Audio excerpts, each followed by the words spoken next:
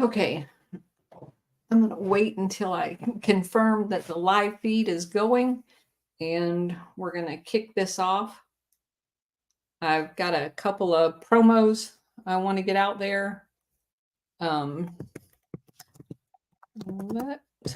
me see.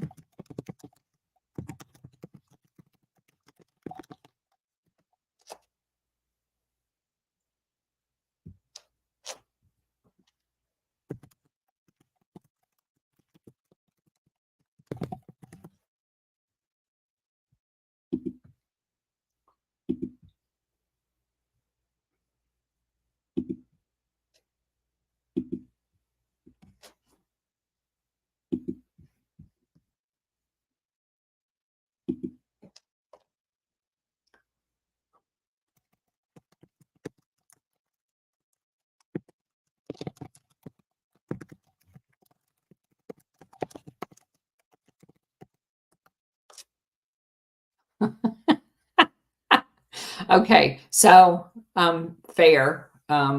You're you're mistyping too. Your lies, Colonel. I'm gonna assume that's live since I fat fingered it too.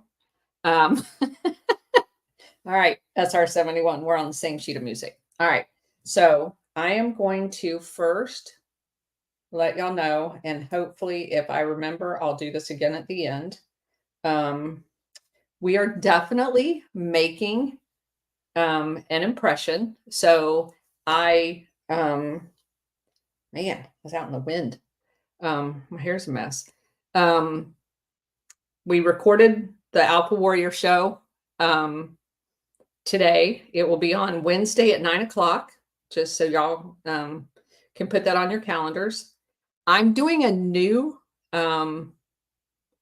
show tomorrow, and I will send out the link for the interview it's called Missing Link, LINK, Missing Link. It's a live show. I'll be on noon tomorrow. I don't know what venue they use for distribution, so we'll figure that out. And let's see, hold on. Yeah. Then on Tuesday, I will be on that same radio show in Jackson, Mississippi that I've been on several times. I'll put you a link on both True Social and X for that show. That's Tuesday the 30th at noon. That will be live. And I think he wants to talk about the Iran-Contra, which of course we've covered, so we're good to go on that one. Then on Wednesday, I'm really looking forward to this. I will be on Breaking History with the Ghost of Patrick Henry again. And he has gotten Matt, his teammate on that show's wife, Cynthia Chung, whose book we reviewed on our podcast, on there as well. So I'm going to get to meet her for the first time. I'm super excited about that. And we're just going to have a chat about Operation Gladio for a couple of hours. So I hope all of you guys can join us in the chat and show them where the action really is. It's with us. So Monday, Tuesday, and Wednesday shows. Y'all are making me really work for this, I'm telling you.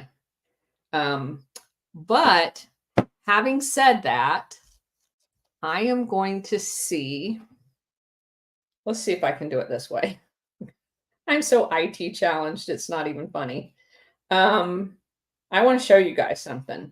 So I do a chat, a Zoom call every Friday night with a bunch of people that have their own podcasts.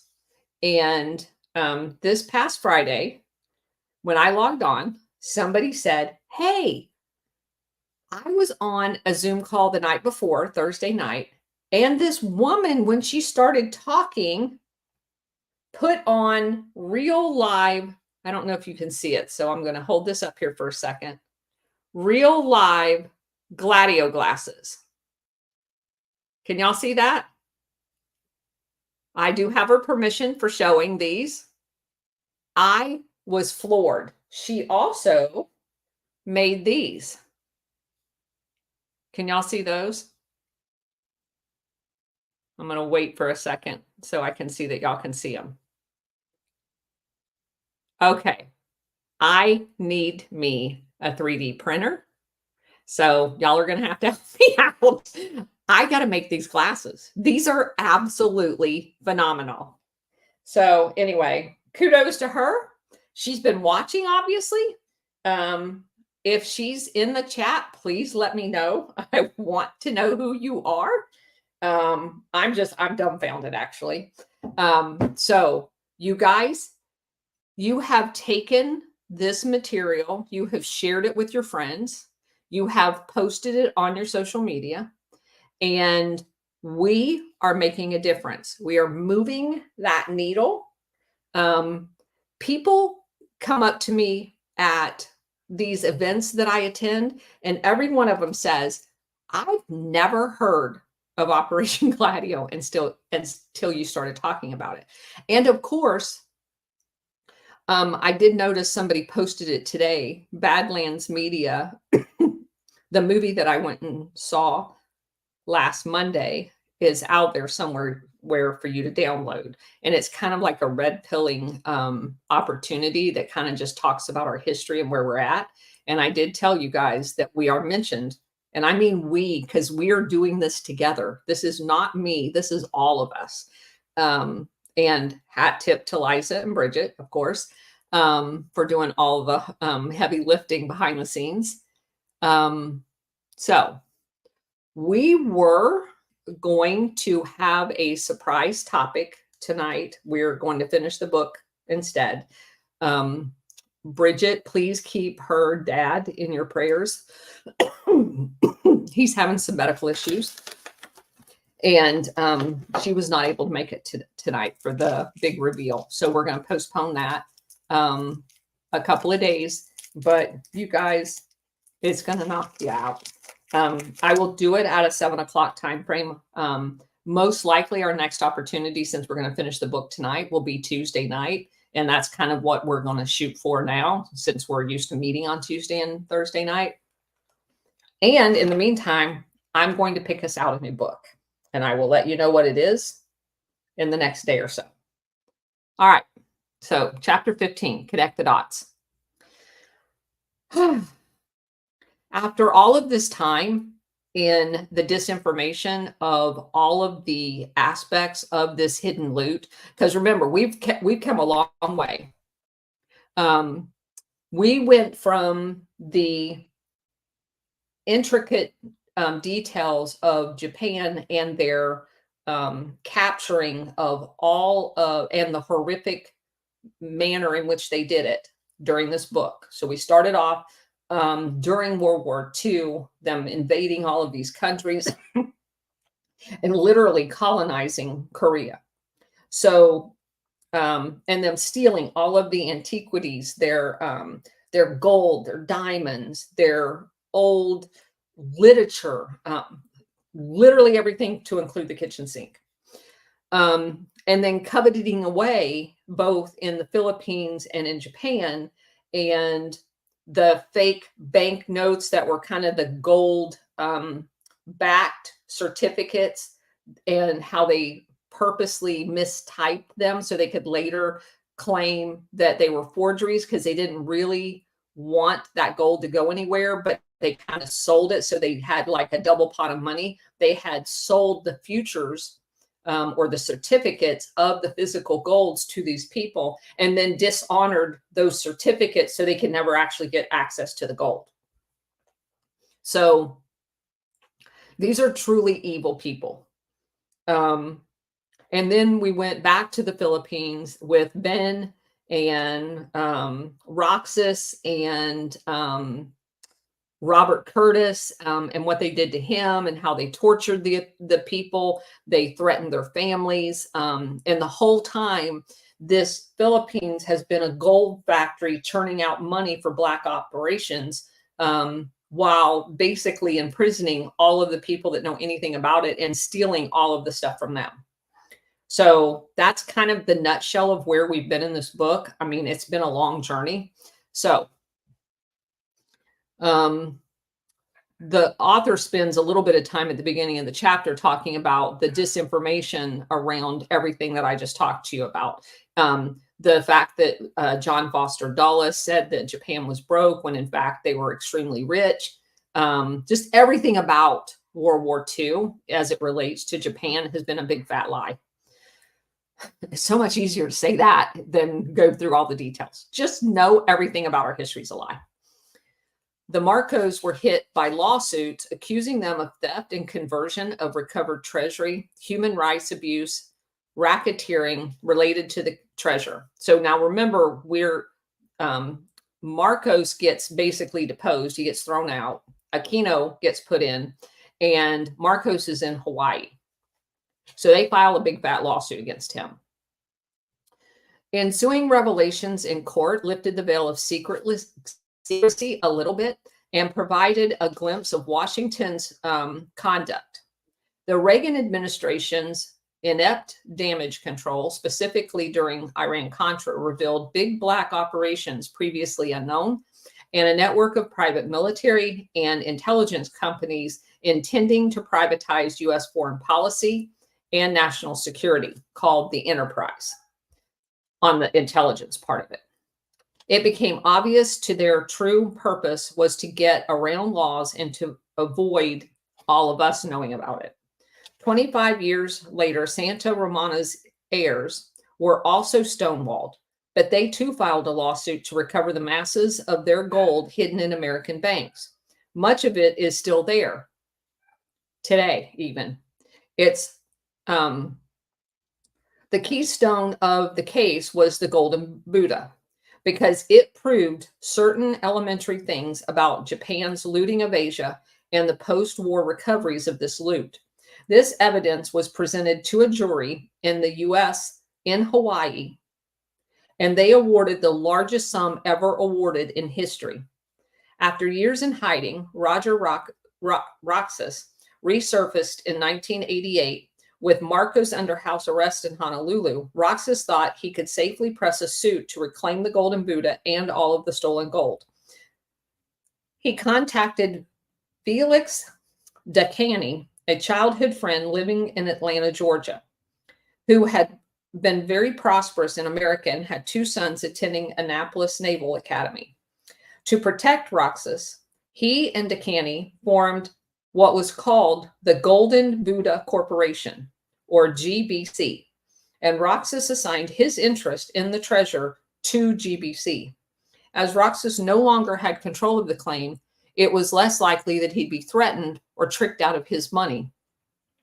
Dacani's Georgia attorney sought outside help and reached an agreement with Daniel Cathcart, an influential firm in Los Angeles. Cathcart filed a lawsuit against Marcos in Hawaii, asking for damages, including injuries from beatings and torture. The suit asserted that Marcos had stolen the Golden Buddha, diamonds, gold bars from Roxas, then removed a lot more of the treasure from the tunnel. Because remember, thank you, old timers. I really appreciate that. Remember that Roxas had done all of the appropriate paperwork to file a claim for that gold tunnel. And then they tricked him, they beat him, they tortured him, and got him into hiding.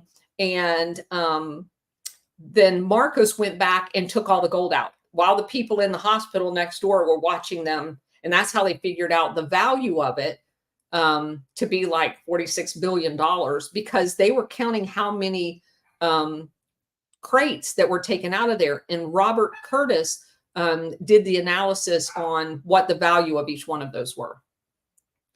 So technically, Roxas was the finder, not only of the Golden Buddha, but all of the other treasure that had been left in that cave.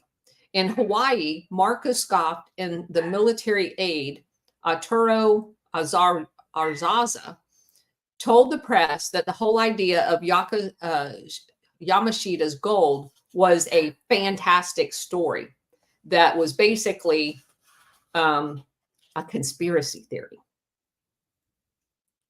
Nothing came out of it. He dismissed the story, and we don't want to talk about it. That's what he was quoted as saying. Cathcart's firm took over 7 years to gather all the evidence of eyewitnesses establishing that there was Japanese plunder in the Philippines, that Roxas had found the Buddha, and that Marcos had stolen it, and then tortured him in a conspiracy to hush it up. In the course of tracking down witnesses, a great deal of evidence emerged in the case concerning the overall nature of Japan's looting, how the loot was hidden, how it was recovered by Marcos, and how Marcos had used subterfuge to move the gold into the global market, clearly with the help of the U.S. government. All this assembled documents and depositions, many of them on videotape, eventually filled an entire room at the court. Much of the legwork was done by Arlene Friedman, a feisty LA private investigator employed by Cathcart. To her, the story of Roxas seemed utterly impossible to believe initially. Yamashita's gold involved quantities so huge, dollar figures so enormous, that it was just almost impossible to believe it was real. To convince a jury, Cathcart and Friedman had to track down gold brokers who shunned publicity, because most of them work in not so great markets, treasure hunters who crave secrecy, eyewitnesses scared of being murdered. Petite and relentless, Friedman pulled off what had daunted and eluded most investigators since World War II, and in the process made startling discoveries about Tokyo and Washington's cover-up. Quote, "As long as it was legal and it won't give me a disease," unquote, "I will do anything to get the information. If it means playing dumb or flirting or putting on my Shirley Temple outfit, I'll do it." When Cathcart called her in to meet Roxas, she was startled at his lumpy, misshapen face and bulging blind left eye, which of course is a result of him having been tortured. Cathcart interviewed Roxas exhaustively for 5 days, prying details from his memory. Cathcart concluded that 10 people might still be alive who knew what really happened. He asked Friedman to track them down one by one. Many years had passed. It wouldn't be easy. Roxas remembered an American GI stationed in the Philippines who visited his home and took photos of Roxas with the gold Buddha just before it was stolen. His name might have been Tim. Friedman begins a tedious process of poring over Pentagon records. After more than a year, she tracked down a guy by the name of Ken Cheatham, working at a night security guard in Las Vegas hotel. She was like, Eureka. That was kind of her striking gold. According to Cheatham, who later told the jury, in the early 1970s, at age 26, he had been an Air Force intel officer stationed at Clark Field. An amateur treasure hunter, he was intrigued by all of the stories of Yamashita's gold and drove up to the city that Roxas was from to search for Japanese artifacts. This was the very moment Roxas recovered the gold Buddha and took it home. The resort town was buzzing with rumors that the local man had found something amazing. Cheatham knocked on the door and introduced himself. It turned out that they were members of the same treasure hunting club run by Gene Ballinger. Roxas took Cheatham to his back bedroom and removed the bedspread covering the gold Buddha. Cheatham got out his camera and took photos, including a shot of himself with Roxas and the Buddha. Irrefutable proof that Cheatham was there and the Buddha existed. Back at Clark Field, he wrote a letter to Gene Ballinger enclosing prints of his photo.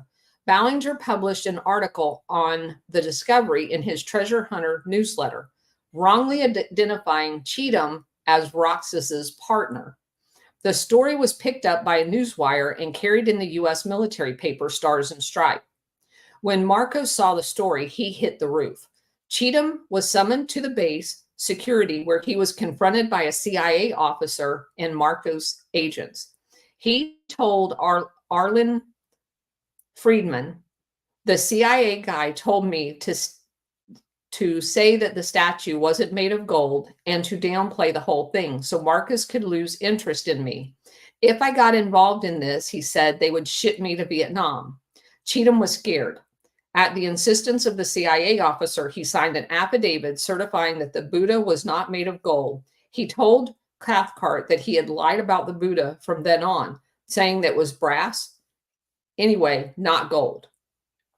At the trial in Hawaii, Cheatham's photographs provided definitive physical proof that Roxas did possess the Buddha with a removable head, totally unlike the brass Buddha that had a fixed head.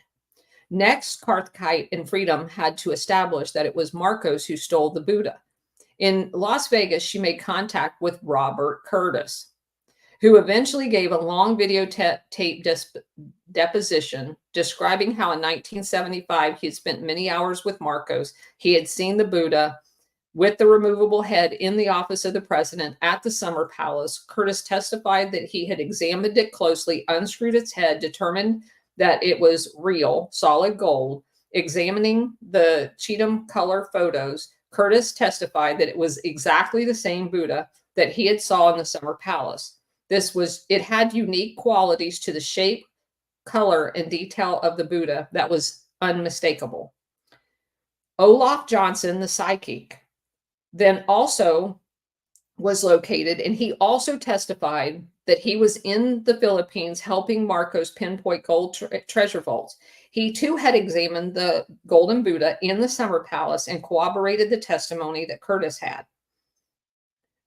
Cartwright had to establish beyond a doubt that the statue really was solid gold. The answer came from a Luis Mendoza, a Filipino goldsmith who had assayed the statue at Roxas' house in 1971.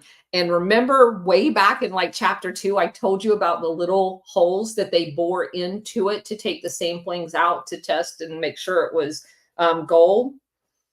Those tiny drill holes in the back by the neck produced powder that he could run through the necessary test. Mendoza testified that his test showed the Buddha was solid 22 karat gold.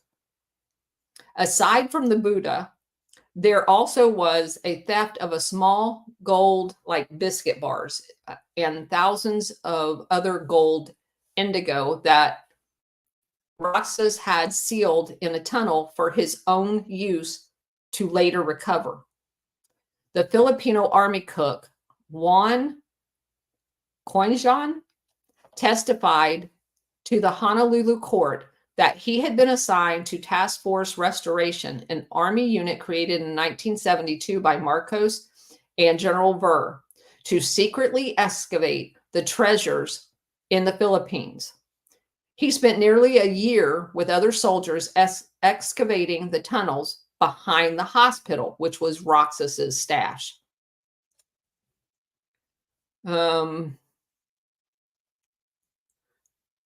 He also watched 3 or 4 men at a time carry out heavy wooden boxes, and then some of the wood boxes broke, and he saw the gold bars drop to the ground, which of course is what we read that the hospital people that were there at the time was also testifying to. The hospital staff watched, and then that's how they estimated how much was there. As evidenced by Marcos in a possession of enormous quantities of gold bullion, far in excess of known Filipino reserves, Friedman tracked down 2 Australian brokers who in the early 1980s had negotiated 9 contracts with Marcos to sell a total of $1.6 trillion in gold. They established for the court record and to the satisfaction of the jury that the deals were made and were not a fiction. The documentation they provided established beyond any doubt that Marcos did have in his possession and sell $1.6 trillion. And that is just what he sold in Australia. That's the important part. The Australians would also testify that while visiting Marcos, they were blindsided and taken to a warehouse where the blindfolds were removed, and they saw in the warehouse that the entire warehouse was full of gold bars. Norman Tony Dacus, a Las Vegas investor, told Friedman that on a visit to the Philippines, he was taken to Mount Apo, where Marcos was building a Mount Rushmore memorial to himself. Dacus said the president's son, Bong Bong, took him into secret tunnels inside the mountain where he was shown boxes of gold bars and other treasures. He said he was told that this gold was waiting to be flown out by U.S. military aircraft at the behest of the CIA. Dacus was an expert source because he was linked by marriage to one of the senior Marcos intelligence officers, Colonel Pimentel, who arranged a number of the gold deals and personally escorted the gold to its destinations as a senior member of that entity that they labeled the umbrella. Remember, they put all of those funds under it and called it the umbrella that Singleb was part of. Dacus also helped Pimentel and Marcos broker the Luxembourg gold deals that we talked about in a previous chapter for a hefty commission. A lot of Friedman's investigation in the Gold Buddha case was paper chasing in libraries and archives, where she plowed through tens of thousands of pages of assets and business records. What was started as archival research became dangerous. One morning, she entered a stairwell of a parking garage and a man grabbed her from behind. "We just want your help," he hissed. She punched her way free, escaping with a few cuts and bruises. Cathcart's 8th-floor office suite in a glass tower in Century City was broken into, bugged with security devices. And experts told him the bugging was not done by Marcos, but by Washington, D.C., because the government was far too high-tech for anyone but the U.S., or the stuff was too high-tech for anyone but the government. His law office was under constant surveillance from teams in high-rises that were opposite of him. I'd be having my windows with reflective glass and maybe even bulletproof. The Gold Buddha trial finally was set for May 25th, 1993. As the trial date approached, Cathcart told Roxas to lay low and arrange for bodyguards to escort him from Manila to Honolulu. On May 24th, he called Roxas and told him to catch a plane to Hawaii immediately. An hour and a half later, he was dead. His widow and many others believed Roxas had been poisoned. She explained her husband had been looking tired and anemic.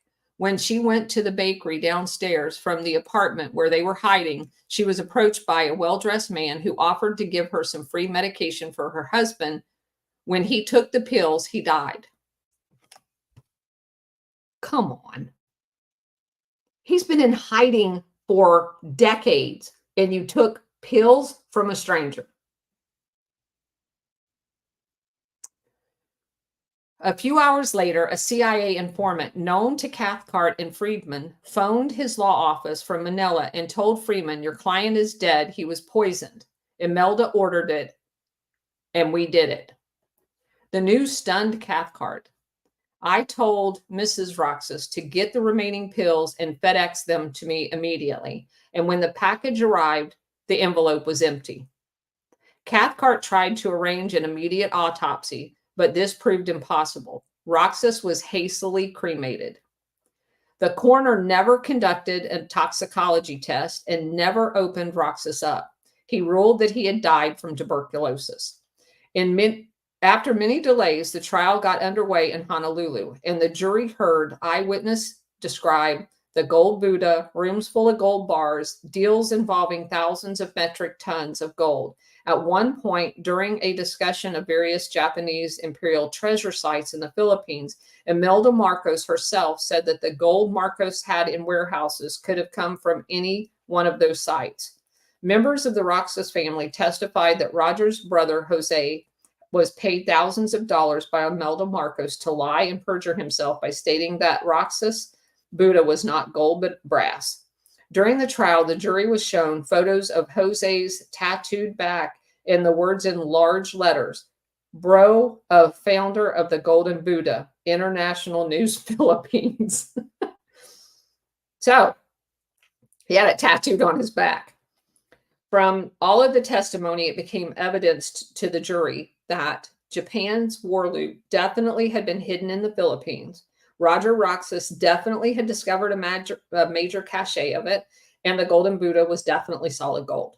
Marcos definitely stole the treasure, and Marcos definitely made major gold deals to sell billions of dollars worth, trillions actually, of the recovered plunder.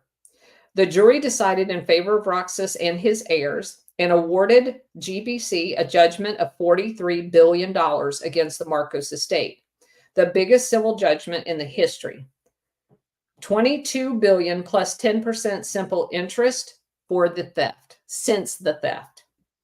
Later on appeal, the award was reduced to $22 billion flat, based on the contentions that nobody knew beyond question what was in every last one of the wood boxes, which is ridiculous. That was appealed. The estate of Roger Roxas was subsequently awarded $6 million for his imprisonment and torture, an award that stood up on appeal.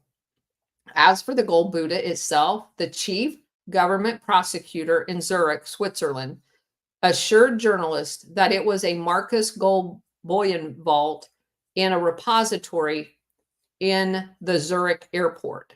While an American jury judged these to be incontrovertible facts, Tokyo and Washington continued to deny them. Encouraged by Roxas' lawsuit, other victims came forward. In 1999, the Filipino soldiers who removed the gold from Roxas Tunnel and other sites in the Philippines prepared lawsuits. According to the affidavits signed by nearly 100 of these men, they carried out massive diggings while pretending to restore national monuments. They recovered thousands of metric tons of gold and other precious metals in large quantities of loose gemstones. They said often that they were in the company of Japanese people. Their first major success in 1973 was where one of the backhoes struck what turned out to be the first of several concrete vaults. Repeated banging of the backhoe broke open a corner of one of the vaults, exposing 75 kilo gold bars. Marco told them, "You will all share in everything that's here, but you have to wait for the right time." And of course, that right time never came. Other concrete vaults were unearthed. From 74 to 79, the soldiers stated they dug at various different places, all Golden Lily sites. It was their failure to open Teresa 1 in 74 that led to Robert Curtis's successful opening of Teresa 2 the next year. They shifted operations to another location, an old walled city in Manila, and Fort Santiago, where they said they recovered more than 100 boxes of treasure. Crates of gold bars were shipped out of the Philippines from Manila's International Airport using C-130 aircraft.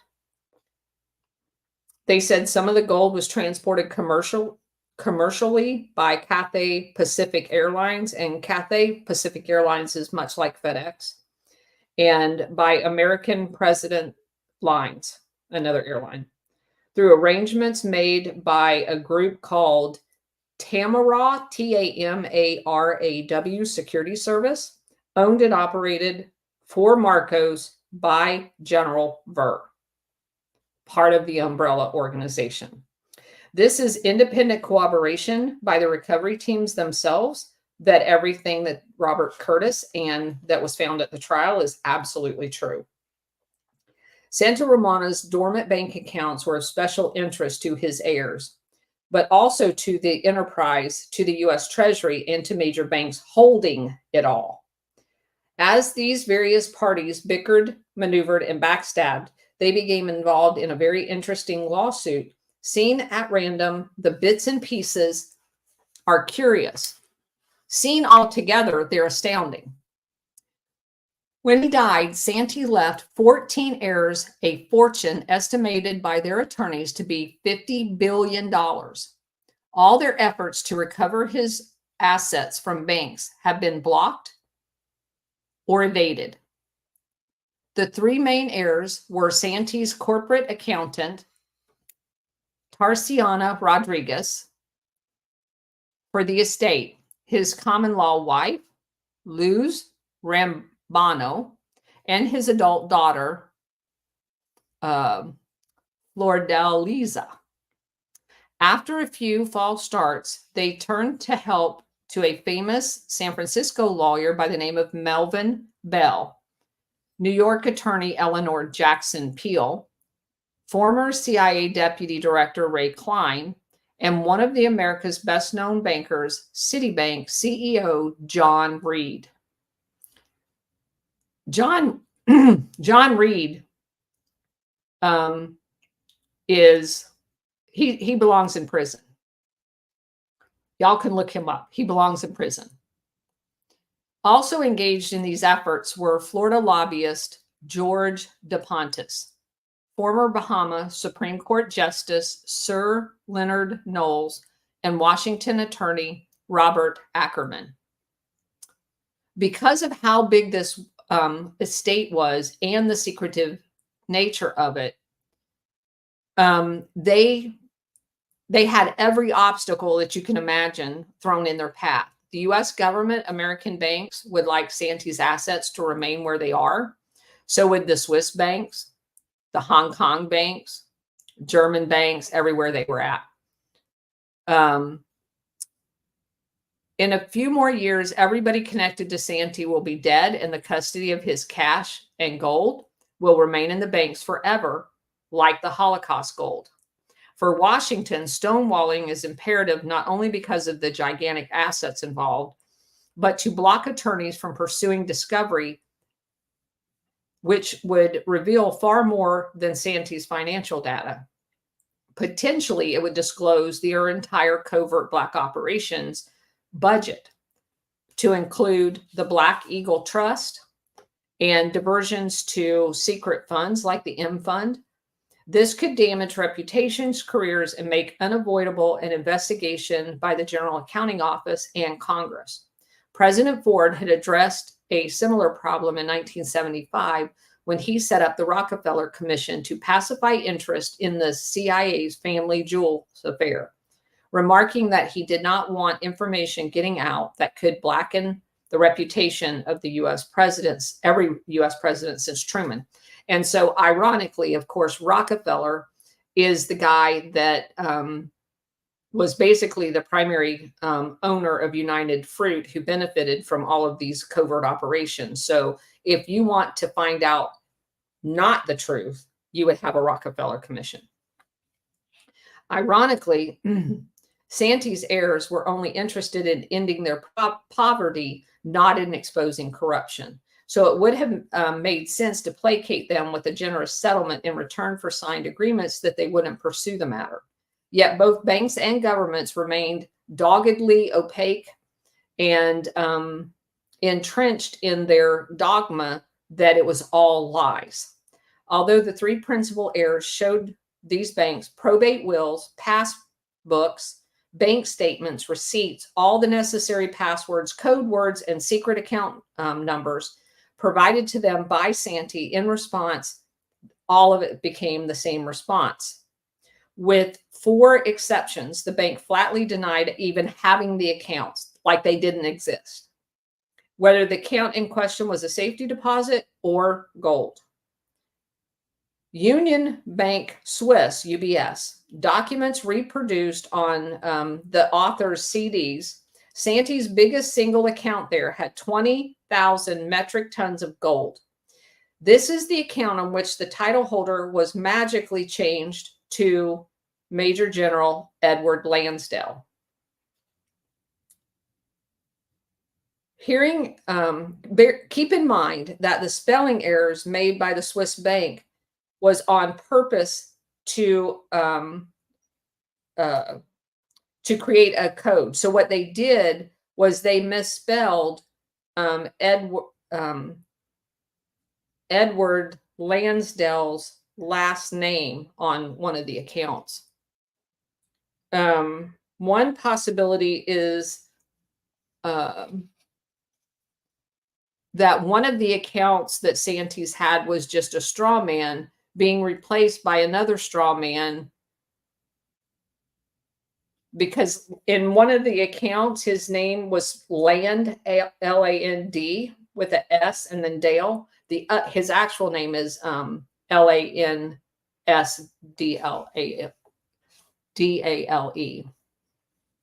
But anyway, they found it spelt both ways. And again, it's just like the gold certificates that we talked about, how they have intentional misspellings. However, in 1974, Lansdale had been out of government for a decade, and one of the founding fathers of the Enterprise Network and an intimate colleague of some of the America's most wealthiest conservative elite. If Lansdale and Santee always had shared control of the big UBS account, Lansdale might have been able to have the UBS transferred to his name. At $300 an ounce, this account would have been worth $192 billion, a lot more than the net worth of Bill Gates. Is this sum believable? Yes, if it's a covert U.S. government account containing a massive amount of black gold, just as no serious counterfeiter makes silly spelling mistakes, no con man in his right mind would dream up an account so big. Recall that the jury in the Roxas Gold Buddha case saw convincing evidence that $1.6 trillion in gold had been sold by Marcos just to Australians. Documents that this author had access to says Swiss bankers show that UBS has other accounts, including gold and platinum, that are even larger. Such giant accounts are not out of question for wealthy men like King Fahd of Saudi Arabia, whose family has been banking billions in Switzerland for decades. According to Gemini Consulting, a worldwide private bank assets were $4.3 trillion in 1986, and we're closing in on $14 trillion by the year 2000. So this account at UBS is not impossible. UBS documents show that the Crown Commodity Holdings, which was the name for it, was a subsidiary of Santee's Crown Enterprises. The group representative was Alfredo Ramos, an executive of Santee's company, Diaz and Paroti Enterprises, registered in Monaco.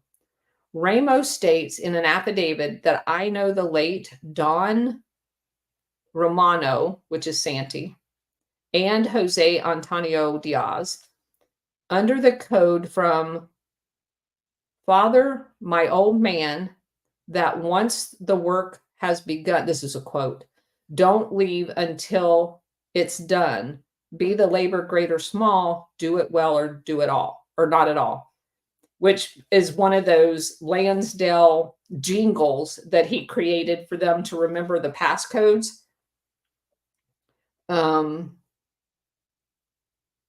It is the same one Santee quoted in his holographic will.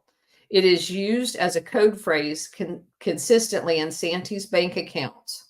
Such reoccurrences over half a century, not accidental. Immediately after Santee's death, Lansdale also was involved in a mysterious movement of gold from Santee's account at Citibank in Manila to Citibank in New York. possibly done to get the assets out of the Philippines before Marcos could take them. Because the accounts were in Santi's name, such transfers would appear to be illegal without an authorization from a recognized trustee of his account, which would have been his accountant, Tarsiana. If Lansdale had such a power of attorney, who was he acting for? Once these assets left the Philippines, they joined other gold and cash accounts that documents show Santi already had in America in Citibank, Chase Bank, Wells Fargo, and Hanover Bank, and a few others, but those were the primary ones. Every one of those banks, if you bank with them, you should close your banking account. They stole these people's money. In the will that was probated in Manila, the three people that we already talked about are the legitimate heirs. They hoped that in America, they would be able to gain access to the Citibank accounts in Manhattan. There she enlisted the help of Eleanor Jackson Piel, P-I-E-L, giving her the letters of administration issued by the Filipino court. These had to be recognized by New York courts. Piel proceeded in surrogate court for the issuing of an ancillary letter of administration, which could give them the rights to the bank account for Citibank, Chase, and Hanover. When Luz pressed her case, however, Piel wrote letters to the head offices of all the banks concerned asking about the Santa Romano accounts. Not a single bank replied. Luz flew to Switzerland visiting UBS with two American friends. According to one of the Americans, Jim Brown, quote, I sat with Luz and another American while she gave the vice president of UBS the master gold account number with them. The banker not only admitted that it was the correct account, but also said he was familiar with the account. Brown insisted the bank's vice president told Luz he wouldn't recommend she trying to claim the account while she was in Switzerland, because before the bank or even the government of Switzerland would agree to allow her to take what's in the account, they would not be beyond having her killed first. He also went on to tell her that he wouldn't recommend her hiring any Swiss attorneys because the bank would simply buy them off. We might scoff at this notion that a UBS vice president would make a murder threat, but what about Christopher Maley, a student working nights as a security guard in UBS in Zurich in January 1997? He discovered very old documents and books waiting to be shredded. They had to do with assets of depositors who died in Nazi death camps. He knew that a few months earlier, the Swiss bank had said, had been told not to destroy them. So he took some of the documents and gave them to a Hebrew congregation in Zurich. When asked later why he did it, he replied that he had recently seen the movie Schindler's List. I knew I had to do something. A month later, when the documents were made public by others, he was fired by UBS and insinuated that he was financed by an international Jewish conspiracy. Quote, this issue of so-called unclaimed Jewish money in Swiss banks rears its head again and again. But for us, it's not an issue at all. The problem was thoroughly discussed after World War II, and we conscientiously investigated then what money in our bank might have belonged to the Holocaust victims because we wanted to settle the question once and for all. For us, this case is closed, unquote. Then why did you still have the documentation laying around? The State Department insisted in 1951 the San Francisco Peace Treaty closed the door on compensation for reparations for Japanese war victims, which we've talked about repeatedly, and insisted that the Yamashita gold was only a myth and that the Japanese were broke. UBS passed off the shredder incident as unfortunate, saying no one in our senior management would ever have approved such a decision. Robert Studer was removed from all official duties, but remained in the bank as honorary chairman. Mele received over 100 death threats and threats to his wife and children. They fled to America, where they were given asylum. Mele testified before the U.S. congressional committees about the hiding of Nazi assets by Swiss banks. Senator Anthony D'Amato called Christopher Mele an international hero. The criminals are the ones who ordered the shredding of the documents. So Luz returns to Philippines empty-handed. 3 years later, she and Brown went back to Switzerland to approach a different bank. This time, Brown told us that they were successful in recovering the accumulated interest from one of Santi's accounts, but the bank would not release the actual gold. Another source told Luz that they needed to keep this recovery secret, feeling that she had been stonewalled for so long that it would be absurd to forfeit any of it to taxes. Meanwhile, that sounds like a setup, by the way. Meanwhile, Tarciano, Santi's corporate treasurer, tried to access his accounts at HSBC in Hong Kong, following the advice of attorney Antiamo Lobren, who had been Santi's tax accountant. She asked HSBC to verify the existence of the accounts mentioned in his will. After showing them all the necessary codes, passwords, documents, a bank officer told her the accounts had not matured and therefore were inaccessible to come back in 1988. In turn, Flordelisa, the daughter, sought access to Santi's account in Hong Kong branch of Sanwa Bank. She had a passbook showing large cash deposits to the branch in March of 73. At first, Sanwa denied that it had a branch in Hong Kong in 73. Then, despite all the documentation, they claimed that they had no client named Santa Romano. When Cory Aquino became president, her staff asked Australia financial expert Peter Nelson for help. He has shown computer sheets and 40 passports bearing Santi's photo. The passports matched details on the numerous bank accounts. Most transfers had originated in Hong Kong before being moved to other parts of the world. I added up the amounts mentally, so I went along and lost control at around $40 billion. I was shown photos of crates and some of them were open. I, of course, could not vouch that it was bullion, but just that the certificates matched the time date stamps. The Aquino aides explained that Santi had left the majority of his estate to his daughter, which could make her one of the richest women in the world. But when she tried to present the wills, she was told that she'd have to prove that the man in the photo on all of the passports with all the different names was in fact her father. Meanwhile, the banks would sit profitably on the money,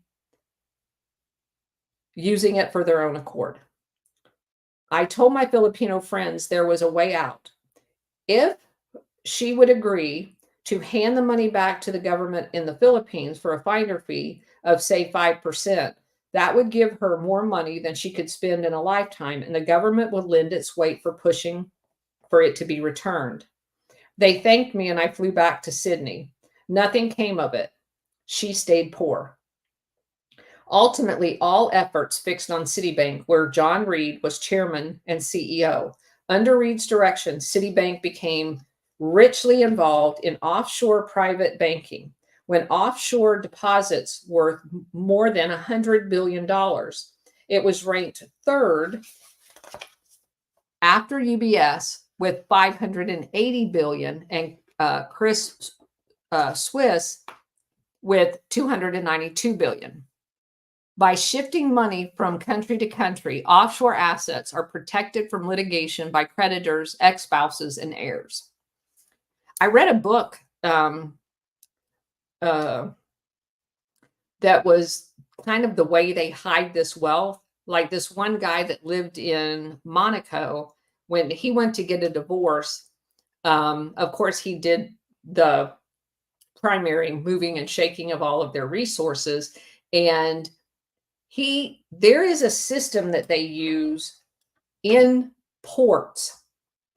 So things are on the international side of a port, let's say.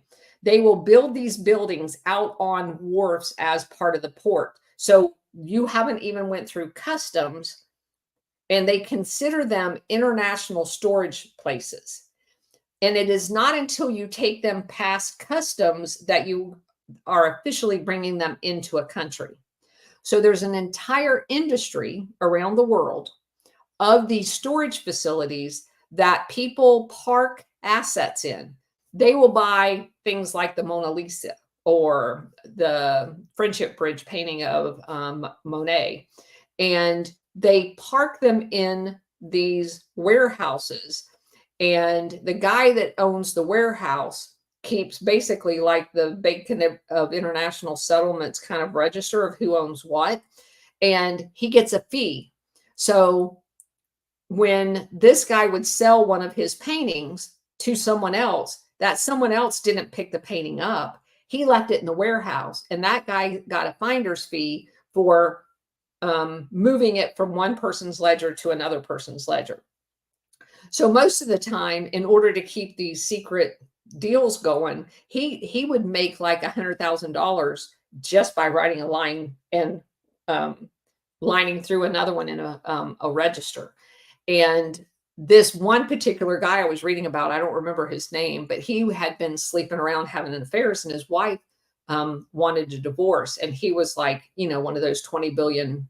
Well, all of a sudden he's poor because everything that he had was in these unaccountable warehouses that basically don't show up in any country. So you can't go to a country with your divorce certificate and say you have to honor the 50-50 split because it's technically not in a country. That's how they get away with it. Crazy shit. All right.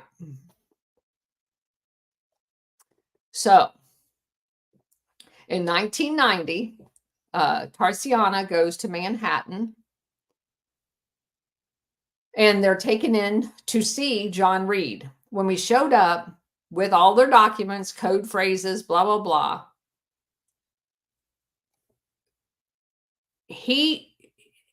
I don't know if they didn't tell him why they were coming to see him or what, but they say when they showed him that they had all the information, he went white and panicked. You could see it in his face. He left the conference room. A few minutes later, he returned with several of his lawyers and told her to come back the next day. When we walked into the conference room the next day, we found Reed sitting there with 20 lawyers. They told us these accounts did not exist. She basically went away, and on inspiration, she flew to Albany, where they visited the New York State Tax Office. In a public records archive, they obtained a list of all the accounts Santee had at Citibank and other banks in New York State under his own name and his aliases, as well as his company names. They also discovered that all state and federal taxes had been waived on interest generated by these very big accounts, which is really weird. Returning to Citibank, they were confronted once again by Reed and his attorneys. She said her and her friends showed them a copy of the New York State records demonstrating that the bank had lied and the accounts did exist, according to Santee's own records and documents that she had with them. Citibank had 4,700 metric tons of gold alone.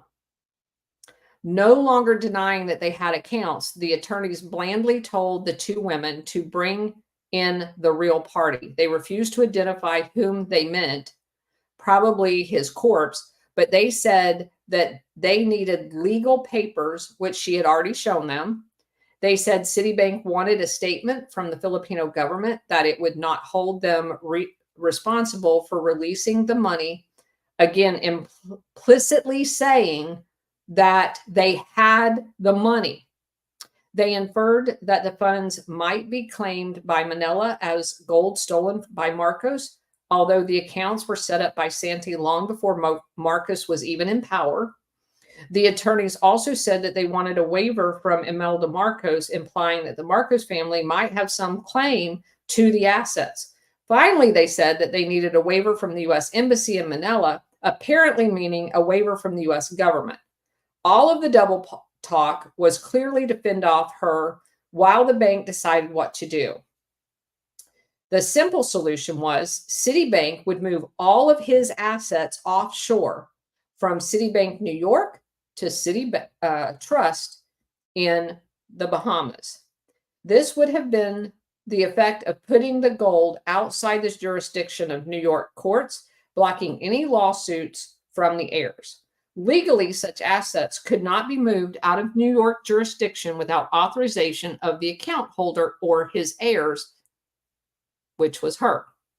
But if the gold were moved offshore without knowledge of the account holder, the burden would be upon them to recover it.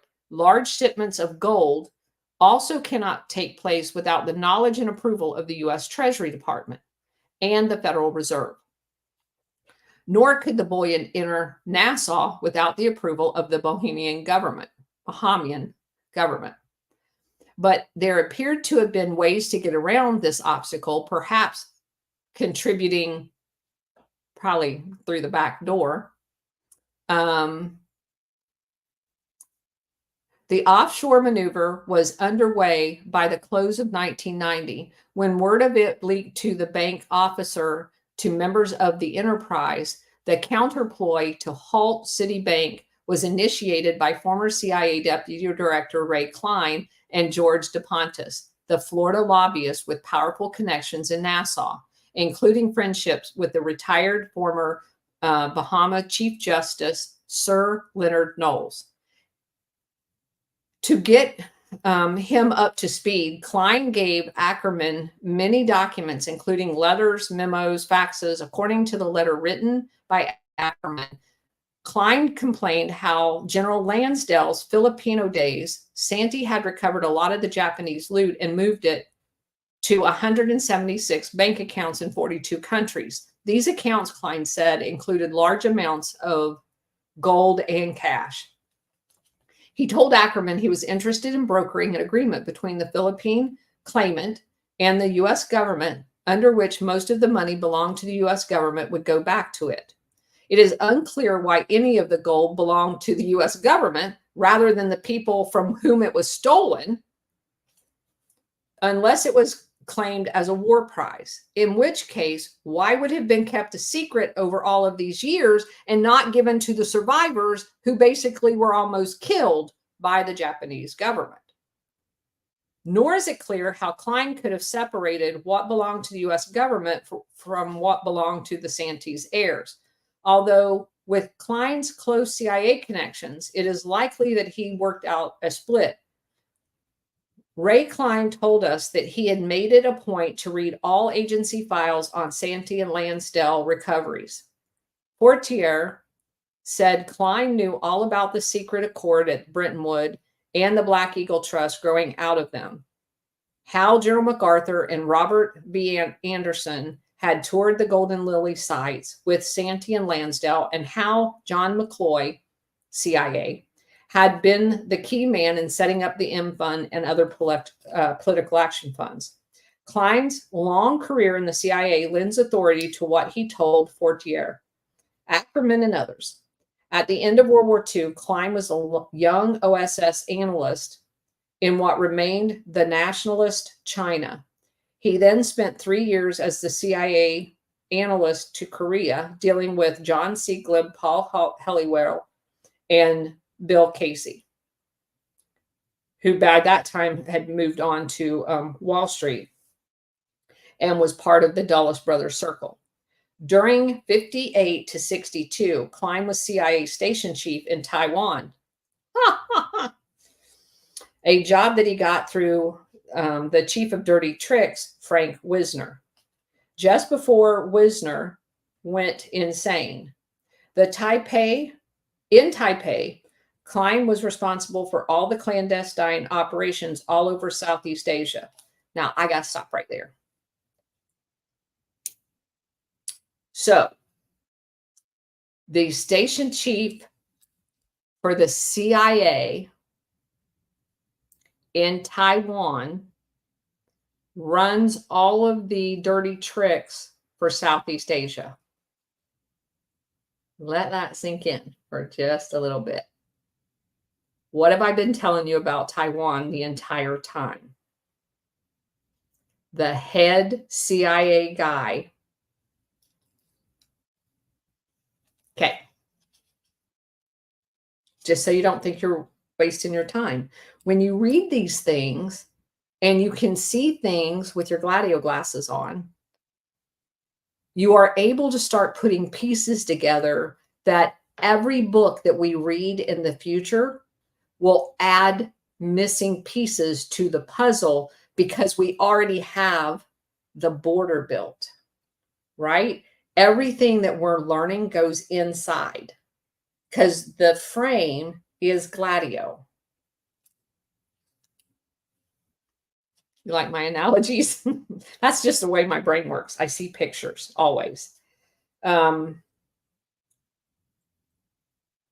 He set up a political warfare cadre academy. Hold on a second. I got to mark that. I need to look that up. I meant to do that before the video. Where trainees from the Philippines and elsewhere were taught to defeat communism. When Chiang Kai-shek was alive, Klein befriended the general working and his son, Chiang Kai-ku, who controlled the KMT intelligence services, like their CIA. Klein became his main drinking companion. And when Chiang Kai-ku succeeded his father as president of Taiwan, Klein's star rose accordingly. He returned to Washington as CIA deputy director for Intel. Klein understood the historical context and was an expert on the financial side. He also knew all of the personalities. He was personally acquainted with the wartime KMT secret police boss, General Tae Lee. Shanghai's drug lord, I'm not going to pronounce all these people's names, but basically he knew everybody.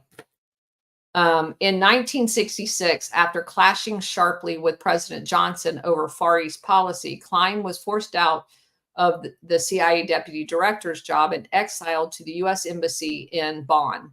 When Johnson decided not to run again, Klein was able to return in 1969 to become the director of the State Department's Bureau of Intelligence and Research.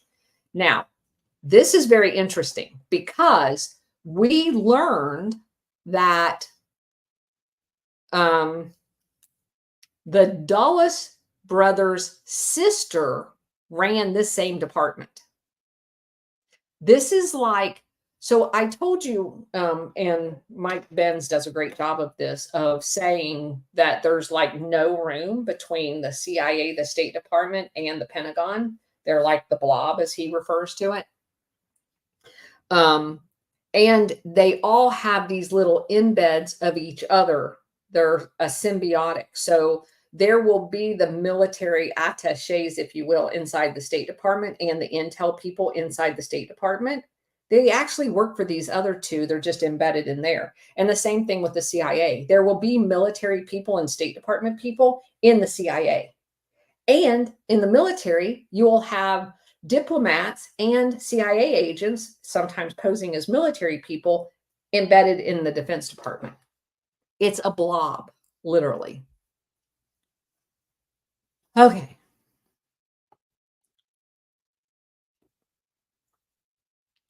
So when he was in charge of the Bureau of Intelligence and Research, he was to keep tabs on black money movements to include President Marcos. Like Bill Casey, Klein always had special interest in financial intelligence. He had an impressive academic credential from Harvard and Oxford. Hello, do you need to say any more? In 1973, he had extremely close ties to Taiwan, which means he's also involved in the whole drug market. Klein quarreled with President Nixon over rapprochement with China and was forced to retire from the government, becoming head of a conservative think tank at George Washington University, which is where they all come from to begin with. Now a key player in the shadow network of the enterprise, because that's where all old CIA people go to front companies, banks, blah, blah, blah. CIA Klein became a special advisor to President Reagan, because of course he did. And he remained close to Singleb this entire time.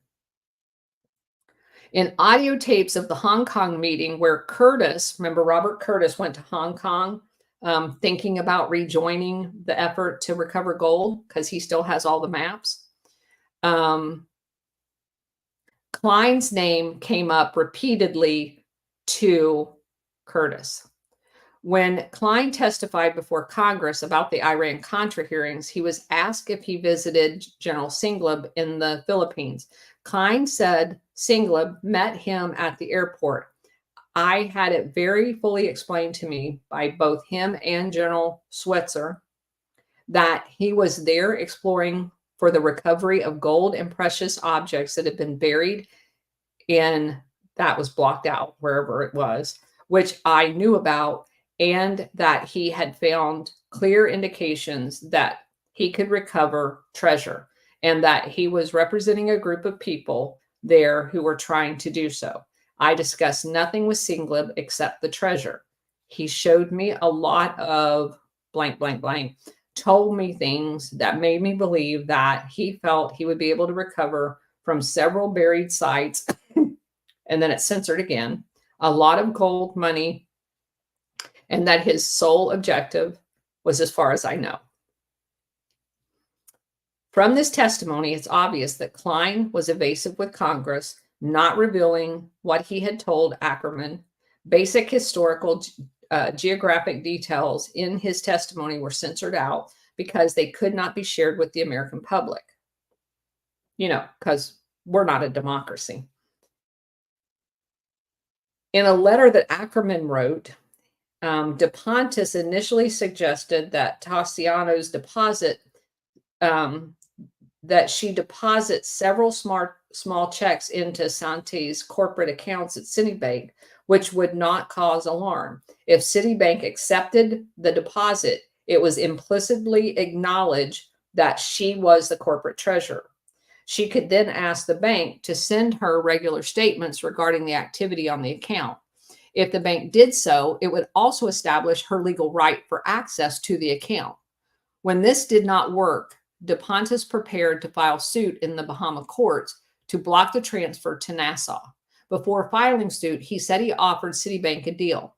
In a tape-recorded telephone conversation with Robert Curtis, DePontis related that if Citibank agreed to this deal, he expected to receive 15% commission, which would have been like $7 billion. At 15%, that means the whole deal was $50 billion. The amount Citibank was trying to move offshore. He said on the tape that he needed this much money because I have to pay off Ray Klein. To gain leverage, DePontis sought powers of attorney from Tassiano and Luz in September 1991. She agreed to a 10-page personal service agreement with him and a power of attorney. But when DePontis proposed offering Citibank a deal when she would settle for a mere $25 million, she said she broke off with him, and she said she was chasing billions in a dozen bank accounts, so to accept $25 million was ridiculous. After this happened, DePontis apparently put all his efforts into getting a settlement for Luz. In 1992, he told Robert Curtis, and I'm not clear why he's even talking to Robert Curtis, but Citibank is really hung out on this. I think Citibank's going to go down big time. Weeks later, in July 1992, Tarsiana and her financial advisor were back at Citibank again, facing John Reed across the conference table. They demanded that the gold and cash accounts be moved that had been moved to the Bahamas be returned to New York. And according to her, when Reed realized that the two women knew the assets had been moved, he turned white and panicked again and called his attorneys. This affront persuaded Tarsiana to go after Citibank. She restored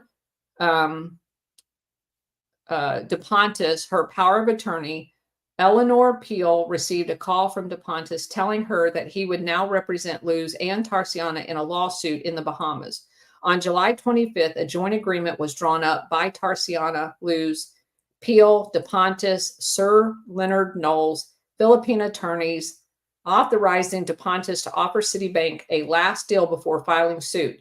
They would allow Citibank to buy from them the $50 billion in gold it had moved to the Bahamas at a favorable rate of $305 an ounce, $50 less than the market value. Citibank could then turn around and sell the gold on the market, making a significant profit. When Citibank turned down the offer, DePontis and Sir Leonard filed suit in the Bahama courts. Eleanor Peel flew to Nassau, where she met with DePontis and Leonard. Peel told us that Sir Leonard opened his files to her and told her that his position was that by denying everything, Citibank was simply playing for time. An attorney, Mel Belly, joined the fracas, mounting the flacking attack on Citibank at the state court in California, where the bank had branches. In a $20 billion lawsuit, Belly filed for Luz, and John Reed was named as the defendant, wrongfully converting Santee's assets for Reed's personal use. According to friends, Belly was in ill health and relished the idea of climaxing his career with a stunning victory over Citibank. Belly wrote Brian Greenspan, editor-in-chief of the Las Vegas Sun, "It may sound wild, and it did to me at first, but I'm convinced that some very important banks around the world did have deposits of Santee's money. They've taken several depositions of banking officials around the world who have denied deposits being made with them, although we presented receipts and passbooks. He said that he had reason to believe that Santee's wealth could be an offshoot of the Yamashita treasure.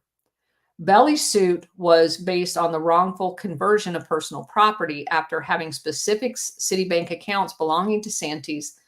That suit went on to say defendant John Reed, chairman and CEO of Citibank, has spearheaded Citibank's conversion of the gold, which was owned by Santee. The crux of the lawsuit lay in the charge that Reed and Citibank have systematically sold and are selling gold to buyers and converting the sales to their own use. Belly's suit also brought charges of wrongful conversion against Chase Manhattan, HSBC, Bank of America, Wells Fargo, all of which had offices in California. The banks fought back through an impressive array of San Francisco law firms. To name a few, Folger and Levin, Heller, Ehrman, White, Lansdale, Ripley, Diamond, Stiefel, Levet, Weiss, and Bank of America was represented by their own general counsel. After further investigations and discovery, Belly concluded that he had a chance of a major state secret. He told friends he now believed that Citibank's John Reed had joined in the plot with President Reagan, James Baker, Bill Casey, and Thatcher to use Yamashita's gold to finance covert operations by America and Britain, Operation Gladio. He referred to this plan as the Purple Ink document. Unfortunately, Belly's health deteriorated sharply over the next 2.5 years, and he died in 1996 before the case could make any progress. Those who succeeded him at the law firm did not pursue the case with the same vigor. But the Belly suit against Reed and these 5 major banks were still pending when the author wrote the book.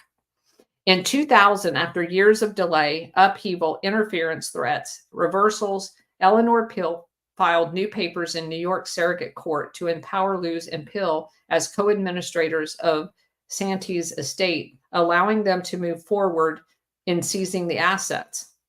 Peel told us that she now had the right to recover any Santa Romana gold in the banks in New York State, or the gold that previously had been in the banks.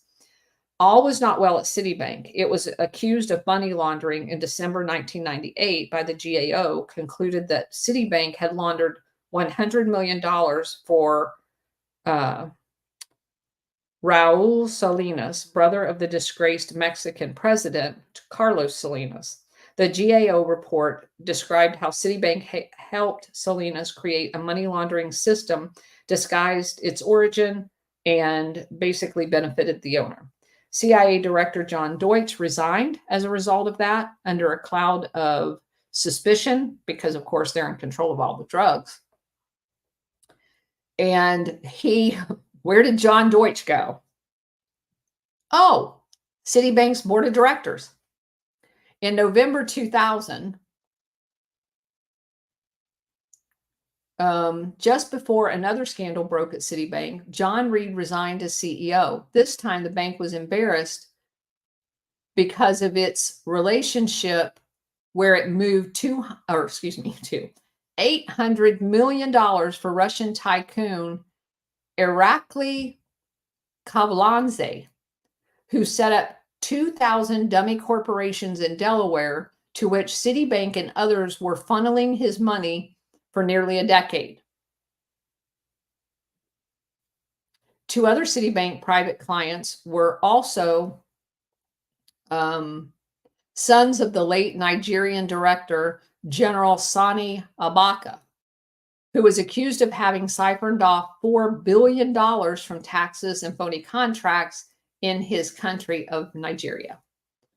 When his son made an urgent demand of Citibank for $39 million for an overdraft, Citibank dispersed the funds to him through a different account.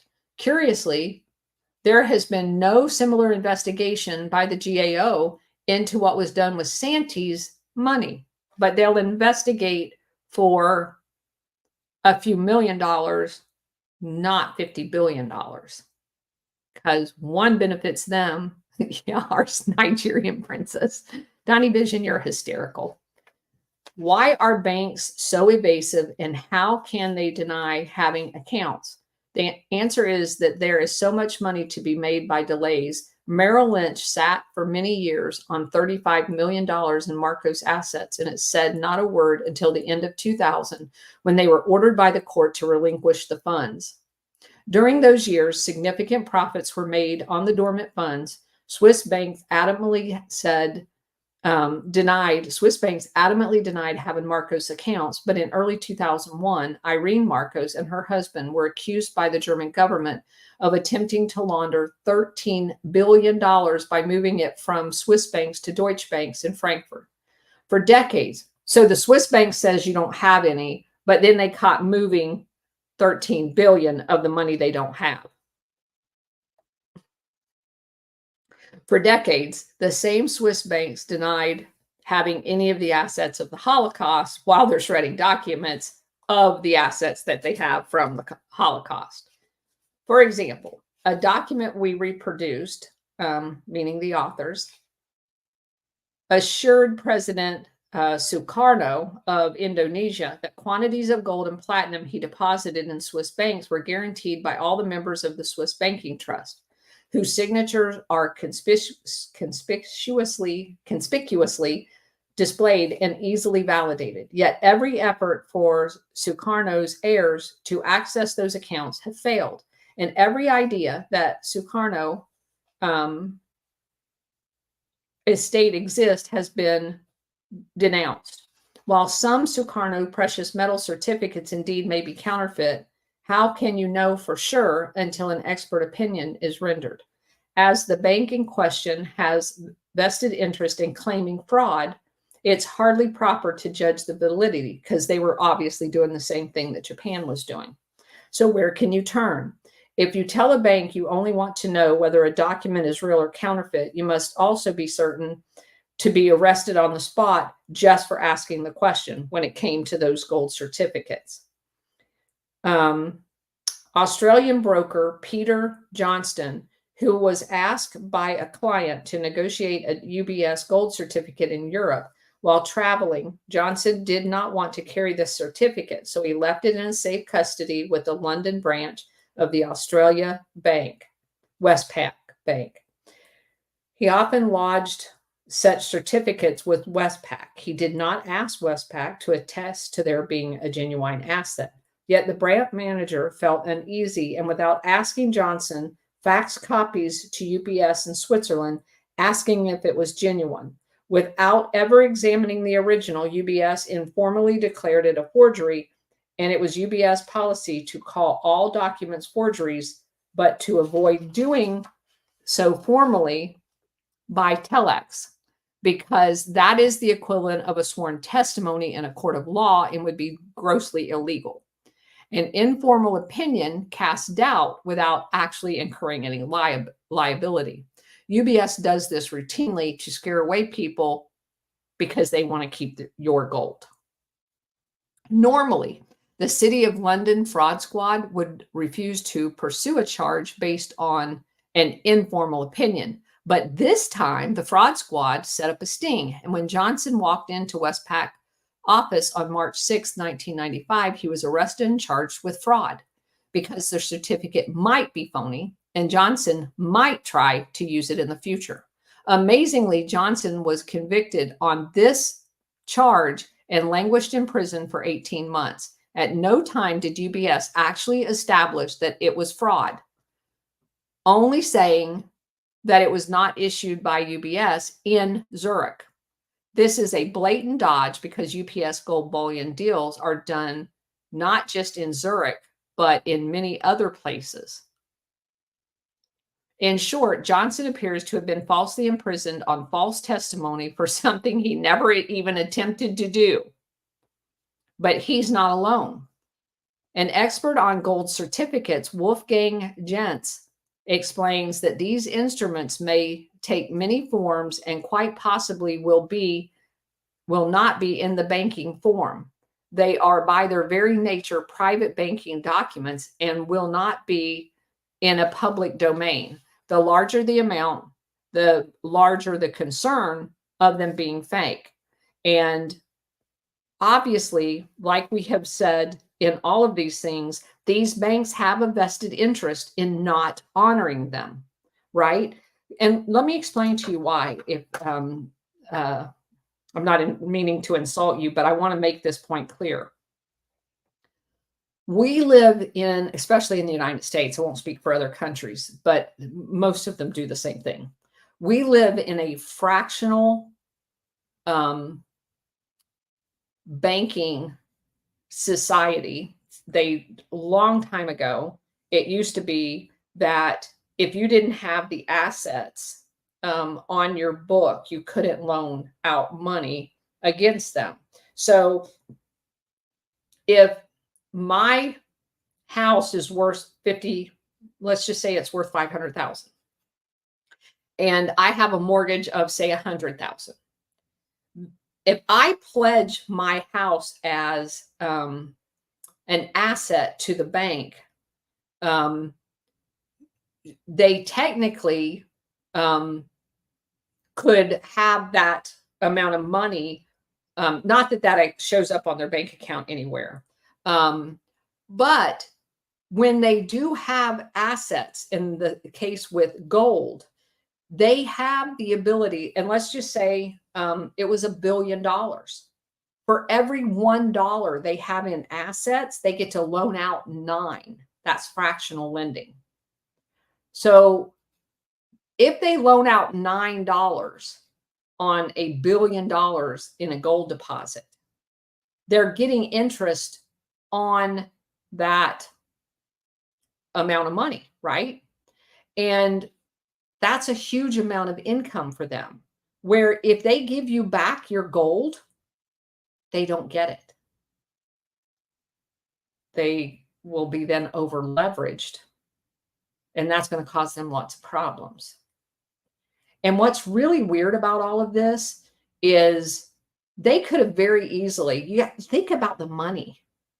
That woman was never going to use $40 billion. And if you'd have been nice and recognized that that was her money, you could have kept the money in your bank and used it. But they wouldn't do that. And it does make you wonder whether or not they had embezzled a lot of that money and whether it had been used by the US government.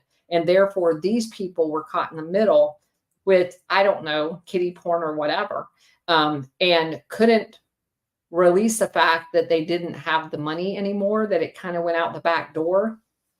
I don't know what the deal is, but the whole thing stinks to high heaven. So in March of 1996, the Filipino attorney had met retired Wall Street broker W.R. Cotton Jones. The Filipino attorney was a trustee of a big estate with gold deposits in Switzerland. He told Cotton, which is his nickname, how he had been arrested by the Swiss authorities for trying to negotiate a gold certificate, spent 3 months in jail, and was forbidden to return. On another trip to Zurich, he said that he and his wife were kidnapped and terrorized. He also was told that UPS did this to scare him off forever. Cotton, being a romantic, offered to test the waters by seeing if the New York bank of branch of Swiss bank UBS would tell him whether or not Ben's certificates were real. Cotton would not try to negotiate them, which could be dangerous. If he only took a notarized copy, the original would not be confiscated. And to be cautious, he chose a cert with a smaller denomination, like 25 million. On March 20th, 1996, I walked into the Swiss Bank Corporation in New York City and asked the bank to verify the authenticity of the $25 million certificate of deposit issued by their bank and bearing the Federal Reserve seal.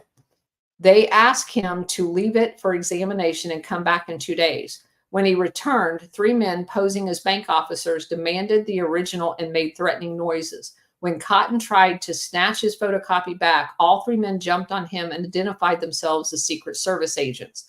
They displayed their badges and ID cards. They blocked his way and said if he forced the issue, he'd be assaulting federal agents.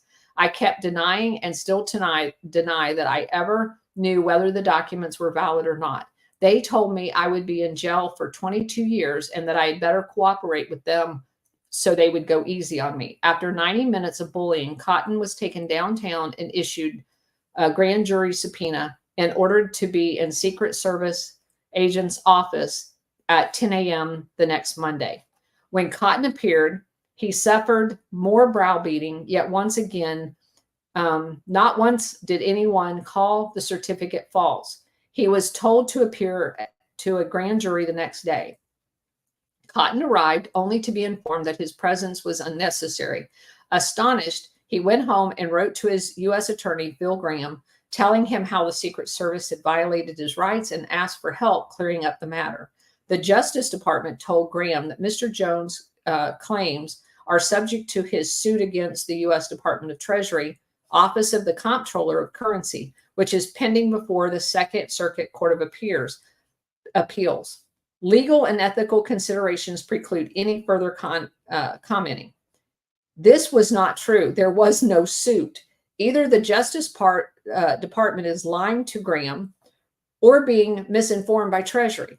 By July 1999, the Justice Department told Senator Graham the matter was closed some time ago. Regarding Jones's allegation of a civil rights violation, I suggest he contact the local FBI for information. When Graham persisted, he was told by the comptroller, there's no indication that Swiss Bank Corporation was ever under the regulation of OCC. All future correspondence should be sent to the Federal Reserve. Cotton was miffed. How does any bank in the U.S. have any federal agency intervene on their behalf and confiscate personal possessions? What right did the U.S. Secret Service have to detain, interrogate, intimidate, and threaten me on the bank's behalf, issuing me a grand jury subpoena? Senator Graham, knowing Washington well, did not press the matter further. He had his hands full elsewhere. Professor Lasser argues that the reason for these sting operations for seizing such documents and declaring them counterfeit is that they are worth a great deal of money. Once Treasury has them, they can be negotiated discreetly on a government-to-government basis. If so, it's a novel way of government basically arm robbing the public. Foot dragging does the job less dramatically because everybody dies eventually, except for the institutions. Mel Belly died before his lawsuit progressed far in court. In March of the same year, 1996, Ray Klein also died, removing another player from the legal maneuvers. When the health of Sir Leonard Knowles deteriorated, the lawsuit he filed in Nassau for Tarciano, Lutz, DePontis, and Klein ran out of steam. Knowles left Nassau and stayed with his son in Macon, Georgia, where he died in 1999. In November 2001, Luz died in the Philippines. Like Swiss banks sitting on Holocaust gold, American banks had only to wait long enough for all of the contenders of his estate to die. In the meantime, the message is do not ask too many questions or you may go to prison. According to Doug Valentine in 1996 or 1976, when congressional committees were investigating the agency's role in criminal activity, the CIA director George H.W. Bush, representative before congressional committee Donald Gregg, gave them an ultimatum: back off or face martial law. Today, this was a more onerous ring to it. In July 2002, it was determined to stop continuing leaks of classified information to journalists. CIA official James Bruce declared, "We've got to do whatever it takes if it takes sending SWAT teams to journalists' homes." That's crazy. And so basically, that's the end of the book. Our government is a gangster organization and has long since been out of control. All right. Now, y'all have been very active in the chat. So I'm going to go back through and see what we got here real quick. Looking fine. SR71. I think I'm hiring you as my new PR person. You're greeting everybody when they come into the chat. You're reminding everybody to give us a thumbs up. You're reminding everybody to follow us. You're definitely going to be hired as soon as we get some income coming in here. Colonel, you have captured everyone's attentions and hearts. Thank you. Let's see. What else we got? Thank you, Rosie, for encouraging everybody to push the like button. None of the crap had a damn thing to do with national security. You're exactly right. None of it ever does. And Old Thymer, thank you again for donating to our book fund. I appreciate it. Let me tell you. So I had this Gold Warrior book in the living room today, making my notes, and I'm reading 3 other books to decide which one we're going to do for our next book review. Wow. And I had them laying in places where I read. And so I'm running around going, where's my Gold Warrior book? Where's my Gold Warrior book? And my husband is like holding books up with that are face down or, open to the page that I'm reading. He's like, is this it? Is this it? Is this it? And I looked at him, I got too many books. And he's like, you have way too many books. Because I read like 3 of them at a time. I'll read one in the evening. I read one when I'm outside during the day and I'm taking breaks for doing yard work. And then I read one in the living room while he's watching television. And I just kind of keep the 3 of them together, because for about every book we do, I probably read 5 or 6 just to make sure that I get the best one to represent this whole subject matter. So I have way too many books. Anyway, all right.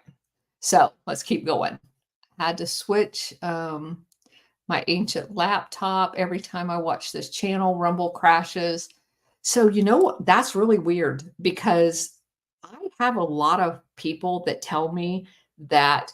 So I also have to tell you this. The weirdest thing happened when I was doing my recording. I don't know if he can even edit it out. It may be there. Y'all all watch Alpha Warrior. When him and I first got on air together. There's a back room where we can talk before the show, and then he hits record. So I start talking and I'm telling him about this project that we're working on that hopefully you'll find out about Tuesday night. And these balloons just start coming up through the video feed. And Alpha's like, leans in, he goes, "Did you do that?" And I'm going, "I don't know how to do that. I thought you did it." And he's like, "I didn't do it." So then we go live and I'm talking about something to do with Operation Gladio, and it was about two guys that got murdered. One was a Black Panther, but a good guy, and the guy that was guarding him, and the FBI killed him in their house after they drugged him by infiltrating his organization. And their murders is what the government used. I'm convinced now that the Weather Underground was one of our Gladio units that went around doing all the terror acts. And they said that the creation of the Weather Underground was based on this guy's murder. So the FBI goes in and murders somebody, then they use that as an impetus to create a domestic terror unit that goes around and bombs all of these places and kills people. Damn, that sounds just like Operation Gladio. And until I read that part in the book, again, I didn't even get it the first time. And I had read that book. It's a Gladio book. It was the third book that I read. So we may have to go back and do that book. But anyway, I have way too many books. But the whole balloon thing just blew me away. So this subject, when it comes, and I told y'all the first time I ever did a Spaces on X, our feed, they just kept dumping me off. I must have been dumped off 25 times. They did not want me talking about it. All right. So that would have been cleared through Marcos, not a bit interesting, I guess. Marcos was one weird dude. Ligon is in a mind of his own. Evening. Yeah, I love having SR71 here. He just greets everybody when they come in. American Indians would greet newcomers by saying, "How?" Fingers, you have 5 nuts. That's hilarious. Frogger. Yet Marcos winds up broke. Well, because they took 46 billion of his dollars and then the bank stole all the rest of it because he was a criminal at that point and they didn't feel like they needed to give it back. Let's see, 86, Marcos had a beach home, Diamond Head, coast of Hawaii, front gate always tagged graffiti. Marcos died. Yeah, he did a lot of really bad things. My grandfather was a prisoner in Camp Santa Thomas. His section had 300 men, 30 left after being freed. Oh, that's awful, Frogger. Holy moly. Got the CIA involved. Bad move. I don't know what Ray Klein's real motivation was behind all of that. I mean, at the end of the day, they still had lawsuits pending when the book was written. Hear the evidence, don't believe your eyes. It's all lies. Yep, I agree. All right. Call sign Cujo. Hello. U.S. government phrase. Yeah, it's a threat to national security. And that's why I always say, yeah, the USS Liberty. Actually, that's one of the books I'm reading right now. Very interesting book. So y'all want me to tell you a really interesting tidbit about the USS Liberty that no one knows? So just for your edification, the USS Liberty was on a mission off the coast of Egypt during the 7-Day War, and the Israelis surveilled it for 24 hours, jammed all of its communications, and bombed it and torpedoed it.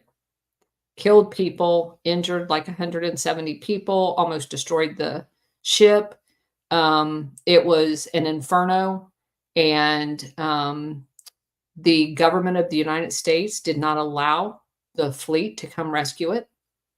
Finally, one of the ships basically broke rank and went to it and tugged it over to Malta for repairs.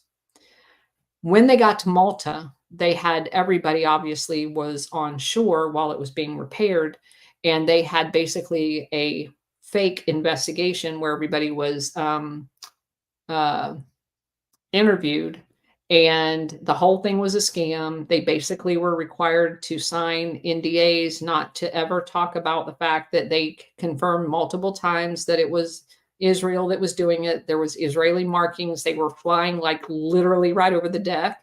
You couldn't miss them.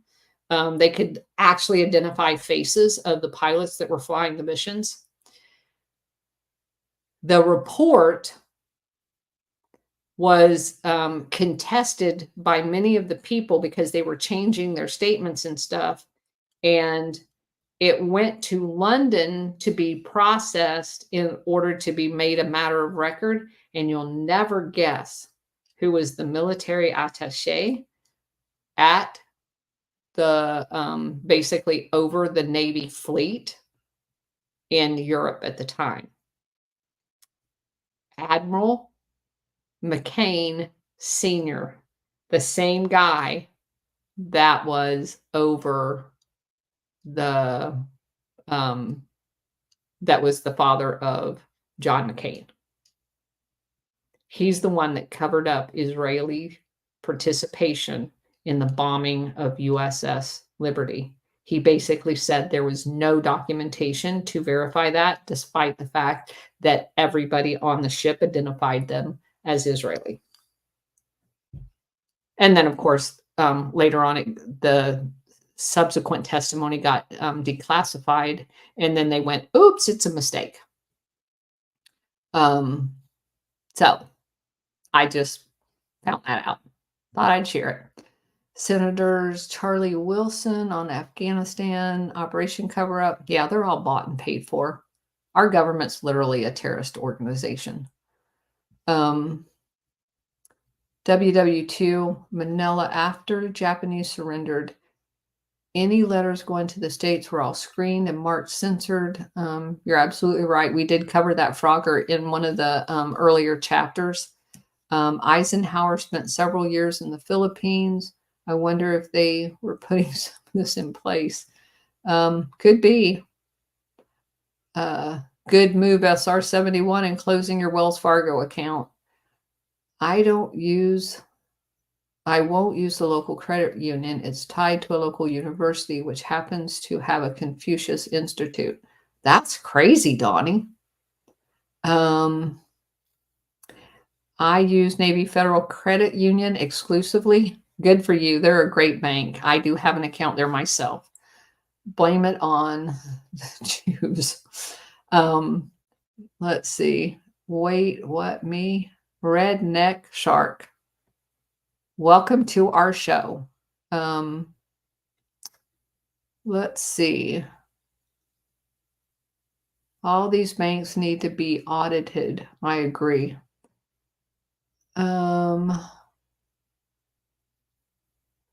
Of course, loopholes everywhere you turn. I'm willing to bet none of them balance out. I don't think so either.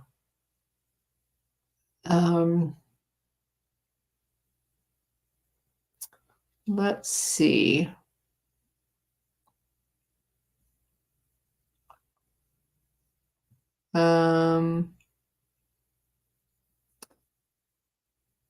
What is so we only have 46 thumbs up, or do we, 51. All right. Still, that's like 120 less than we should have.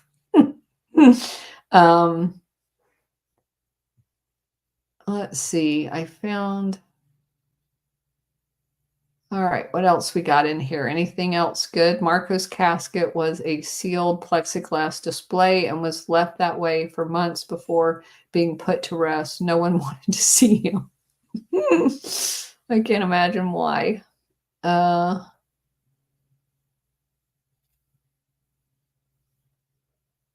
Yeah, I think during their trial, all of their assets were sold, the Marcoses.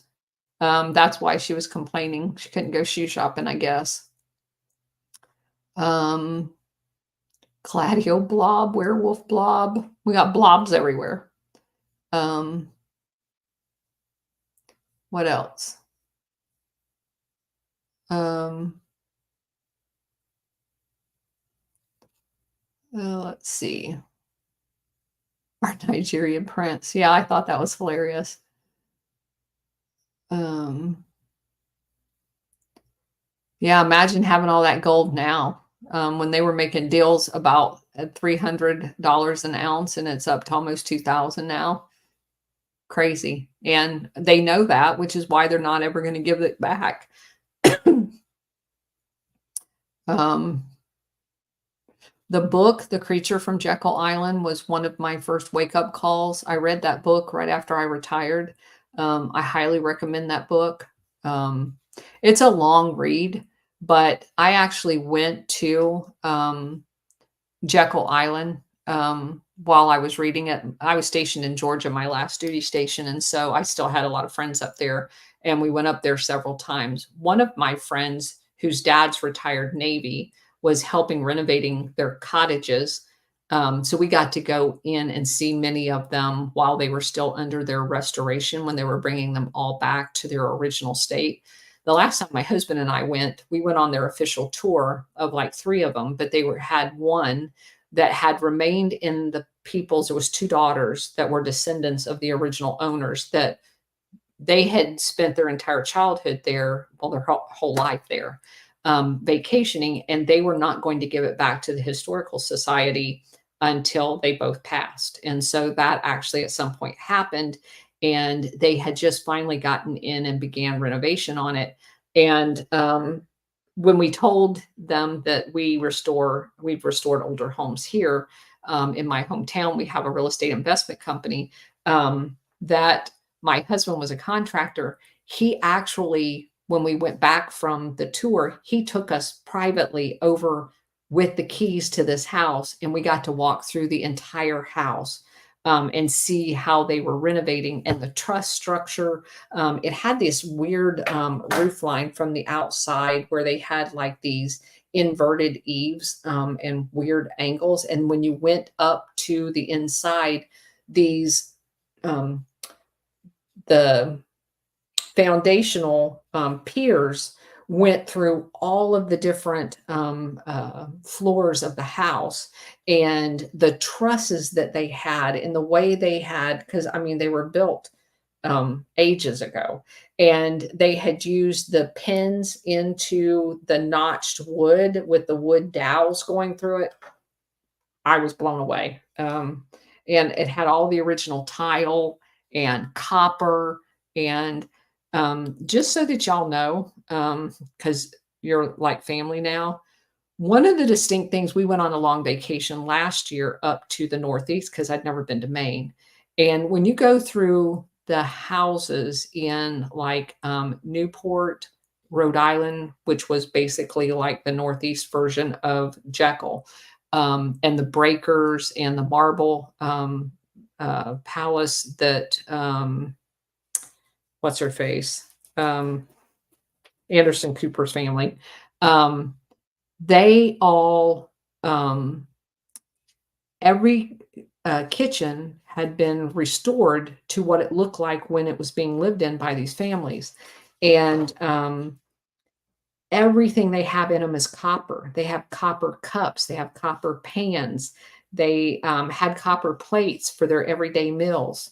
And come to find out, if you look up copper utensils as far as cooking goes, there's a positive ionic something that goes on when you cook, when you heat up food in copper, that is good for you.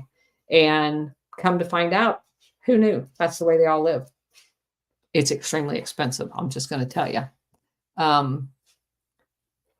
Jekyll Island has mounds on it, and sacrificial altars on top of the mounds. Now, I've never seen that, Frogger. I'm going to have to go back now and look. Thank you very much.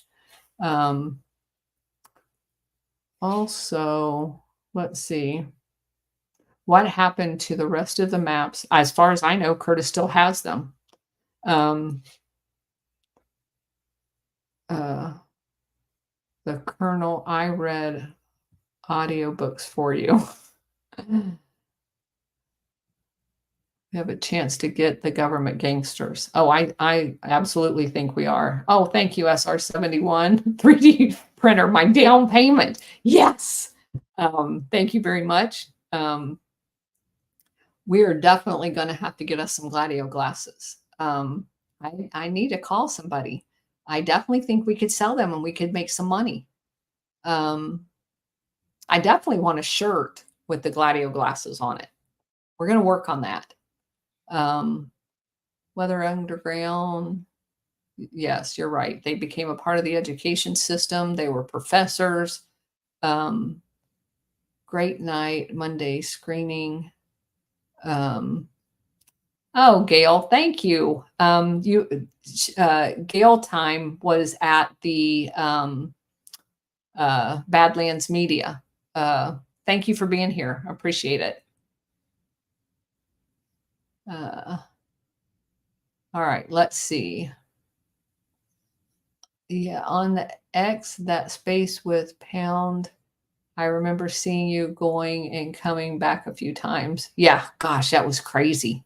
Hey, Colonel, I've seen the podcast where those balloons come up and they didn't do anything either. Yeah, that is so weird. The timing of when they came up was weird too. Do the books ever dig up shenanigans from the SEC? I got relatives, husbands. Not per se.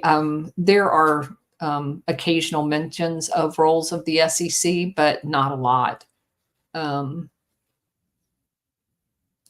USS MC was kind of spying.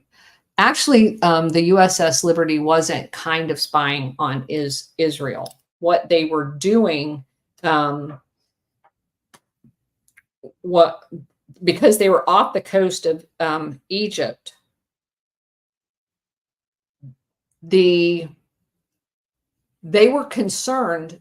There was so much going on, to include Israel's nuclear program, and the U.S. had basically made a deal with Israel that they were not to first strike. And they had enticed them to make that beneficial, that they not do that. And so they were monitoring Egypt to see if they were doing anything that would lead to a provocation of Israel to attack Egypt. So, I mean, you can say that they were monitoring Israel, but they were first of all, they were in international waters. They had no authority to attack them at all. They were international waters. They were not a hostile force. And Israel, through a multitude of mechanisms, spies on everybody all over the world. So everybody spies on everybody. Just get that off the table. Any ship in international waters cannot be fired upon, period. That's off the table. Technically, their focus was on intercepting communications in Egypt and anything going on over their airspace, so that they could respond accordingly, if necessary, with a fleet that was well behind the USS Liberty. At no time should have the US government left USS Liberty out there, and there should have been a sub sitting right underneath it.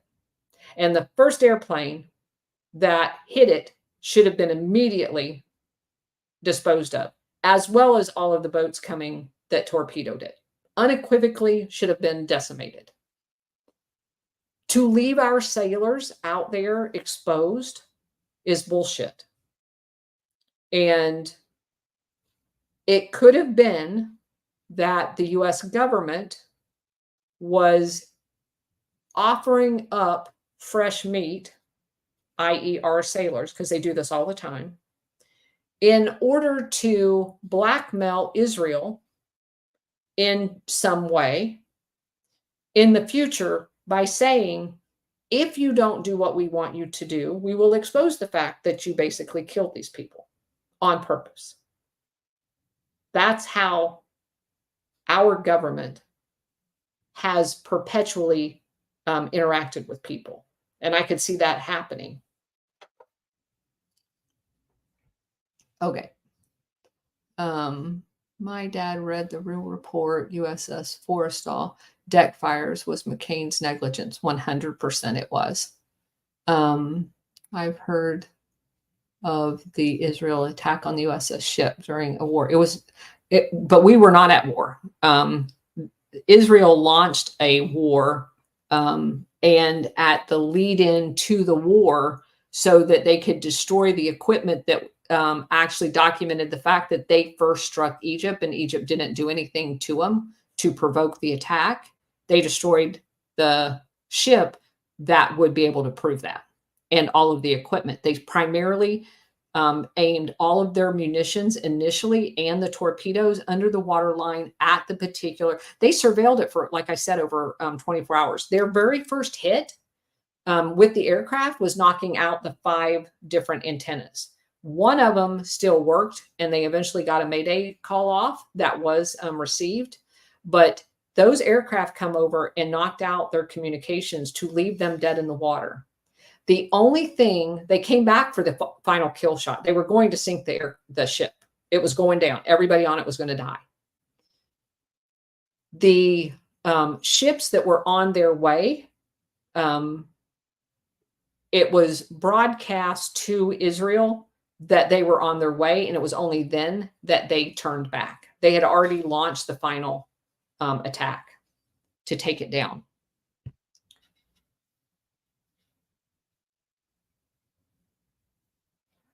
I don't know, Data 12, I don't know which metal you're talking about.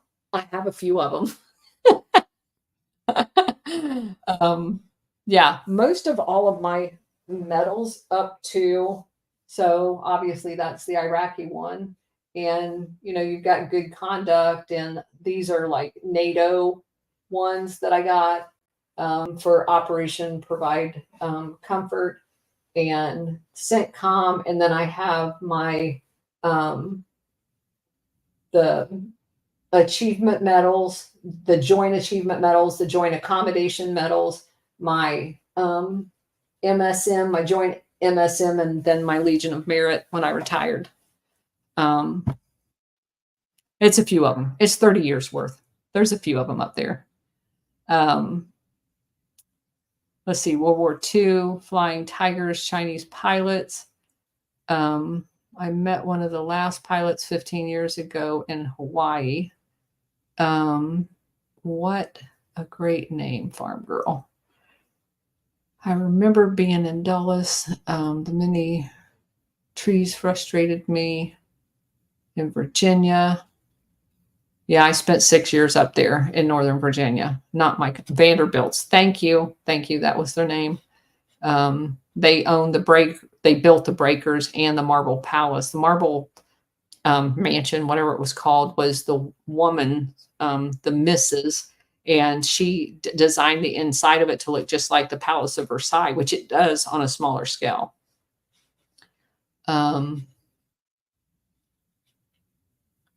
Let's see what else you got. Yeah, we're definitely going to have to get shirts.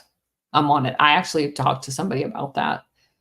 The USS Liberty was an unarmed ship. It was a reconnaissance ship. It just did SIGINT. That's absolutely right.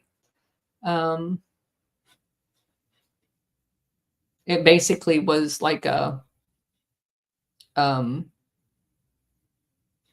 reconnaissance plane in the ship form. Let's see. Yeah, Johnson was definitely a scumbag. All right, so there we got Gloria Vanderbilt, the Queen of Evil. You're absolutely right. All right, so that's it. That's the book. We got another one knocked out.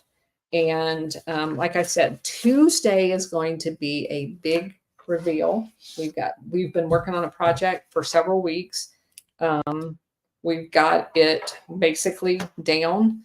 It's gonna have video. It'll be my first one. So I got to figure out how to do that between now and Tuesday for my non-IT self.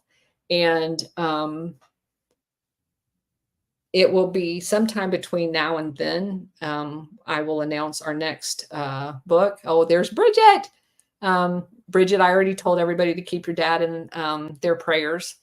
And yeah, Bridget, and it is going to be another exclusive with Bridget and Liza online with me, because this has been as with all of our projects, a 100% joint project. And Bridget has done most of the heavy lifting. Liza's been there for moral support, sending me dumbass Alex Jones tapes. She sent me and to be fair, Alex Jones, as she did point out today, did a lot of heavy lifting on this particular project, but I cannot stand to listen to his voice. So it took a lot to get through that tape. And so we had a joint planning, or me just saying, no more of that. If we have to do that as part of our project, I'm going to skip that one. But anyway, it's all good, and I can't wait to bring it to you. Y'all are gonna just like your mind's gonna go whoosh, as it has with everything that we've exposed in all of this. So thank you for being here. I really do appreciate it. It means the world to Bridget, Liza, and myself that you entrust your evenings with us to discover what our real history is. And we do a lot of research to keep y'all informed. So I will see you on Tuesday. If I may do a spot with War Hamster. He wants to talk about Belarus. And we do have some material on that. Again, I will announce that on both True Social if we get that scheduled between now and Tuesday night. Not sure that's going to work, but if we do, I'll let y'all know. And have a nice Monday, if that is such a thing for y'all. And I will see you Tuesday night.